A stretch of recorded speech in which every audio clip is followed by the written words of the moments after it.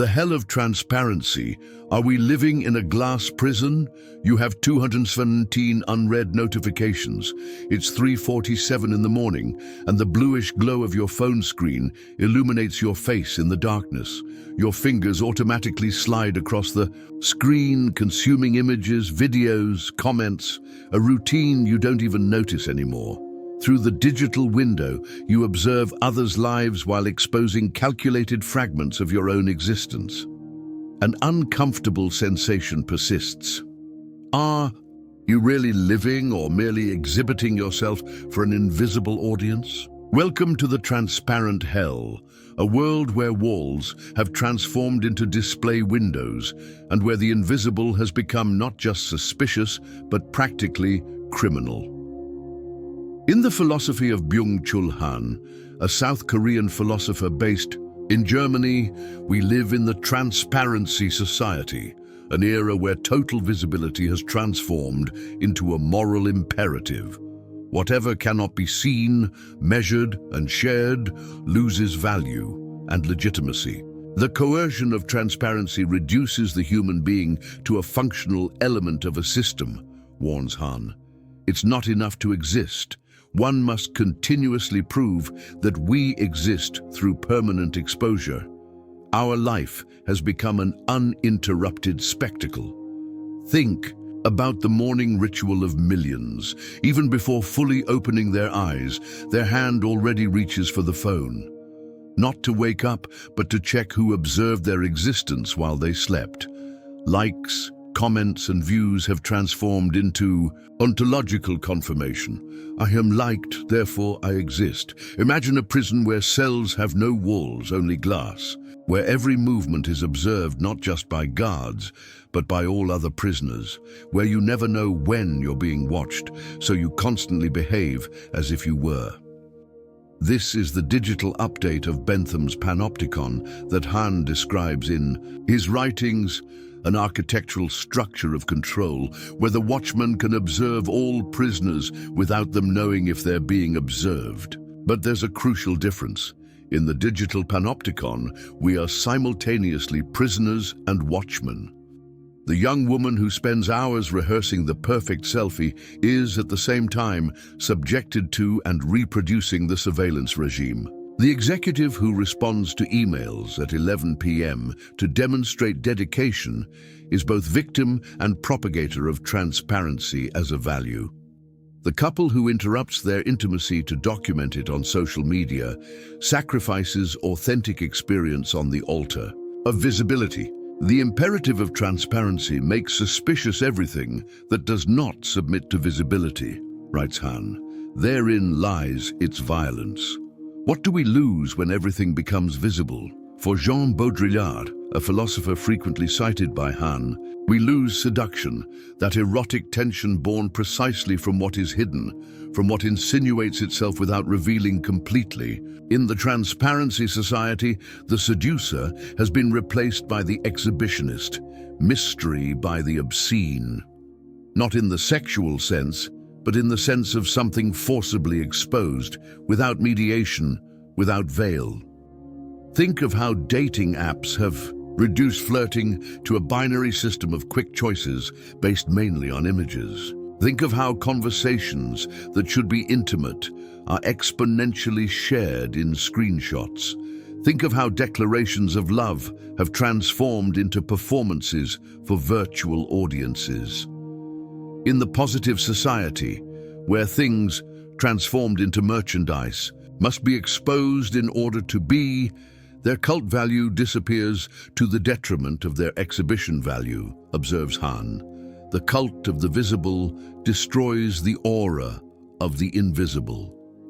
Perhaps the most perverse aspect of the transparent society is its implicit promise that total visibility will lead us to total truth. That the more data we collect, the closer we'll be to genuinely understanding the world and people.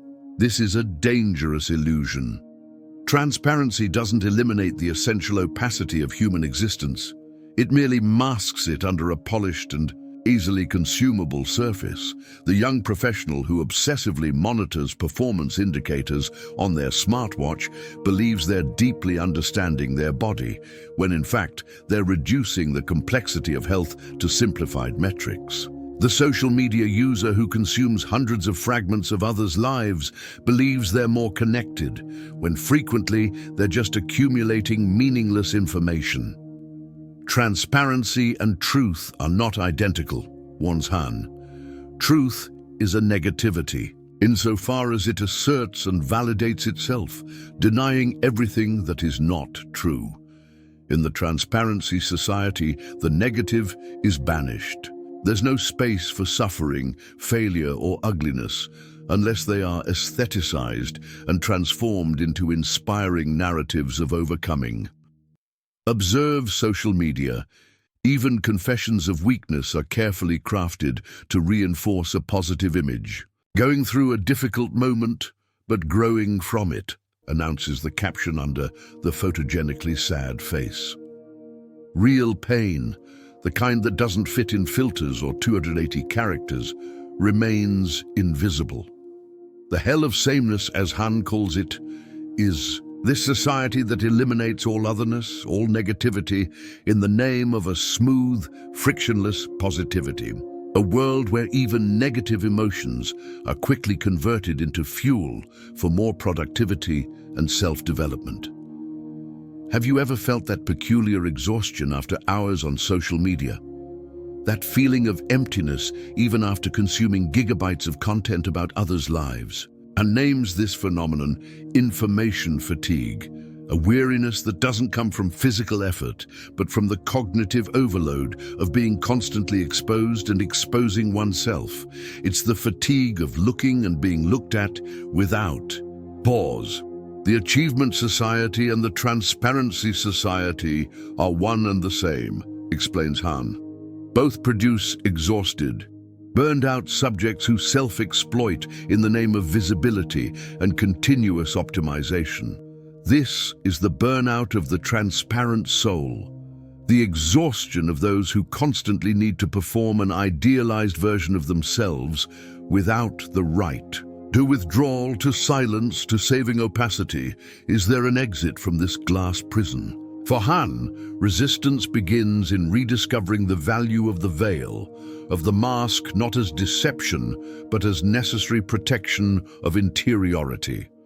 The gentle but firm refusal to expose every aspect of life to others' scrutiny, neither unconditional. Transparency nor total opacity are favorable to human communication, reflects the philosopher. It's in the play between what is shown and what is hidden that the possibility of truly human relationships resides. Think of the pleasure of a diary. No one will read of a thought you choose not to share, of an intimate moment that remains only in the memory of those involved. There's a profound freedom in not documenting every experience, in not transforming every feeling into content. Han defends what he calls the right to shadows, not as a space for the illicit, but as a condition for developing a subjectivity, not colonized by others' gaze, a space where we can be imperfect, contradictory, and human without the pressure of performative coherence. The most authentic moments of our lives are rarely those captured in carefully composed photos. They are frequently those that happen when no one is watching, when we're not thinking about how we'll be perceived. The spontaneous laugh that deforms the face into a non-photogenic expression. The deep conversation that happens in the dark, where faces are just silhouettes. The solitary pleasure of a walk without a step tracker or shared location. The incomplete thought that doesn't need to be immediately transformed into a post. Perhaps the most disturbing aspect of the transparent society is how it replaces traditional forms of control with gentle, consensual surveillance. We no longer need a big brother when we voluntarily expose ourselves and others. Power no longer operates mainly through repression, but through seduction. Post your life or you don't exist. Share your location to prove you're not hiding anything. Show your body to celebrate your self-acceptance. The obligation to be transparent presents itself not as external imposition, but as liberating choice. This is the perverse genius of the system, transforming self-surveillance into an expression of freedom. When was the last time you kept a secret? Not something shameful or guilty, but simply something you chose not to share, not out of fear, but for the simple pleasure of keeping something just for yourself. In Han's thinking, secrecy is not the enemy of authentic communication, but its condition. The secret, the veil, the concealed releases an erotic experience in the broadest sense, writes the philosopher. It's secrecy that creates depth where transparency offers only surface. Reclaiming the right to secrecy is a political act in the era of voluntary surveillance. It's creating spaces where the logic of exposure doesn't penetrate, where the value of things doesn't depend on their visibility. In the noisy hell of incessant communication, silence emerges as a space of resistance, not responding immediately, not having an opinion on everything, not recording every moment, not always being available. These small refusals, these small silences, open fissures in the smooth surface of transparency.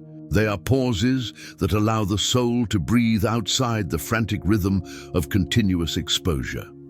The friend of silence approaches God, said St. John Climacus in the 7th century. Today, we might say, the friend of silence approaches themselves. That increasingly elusive entity under the layers of digital performances. We live in an era that has declared war on mystery. Everything must be explained, categorized, exposed. We cannot bear ambiguity, uncertainty, not knowing, but it is precisely in recognizing the limits of transparency that we can recover a healthier relationship with ourselves and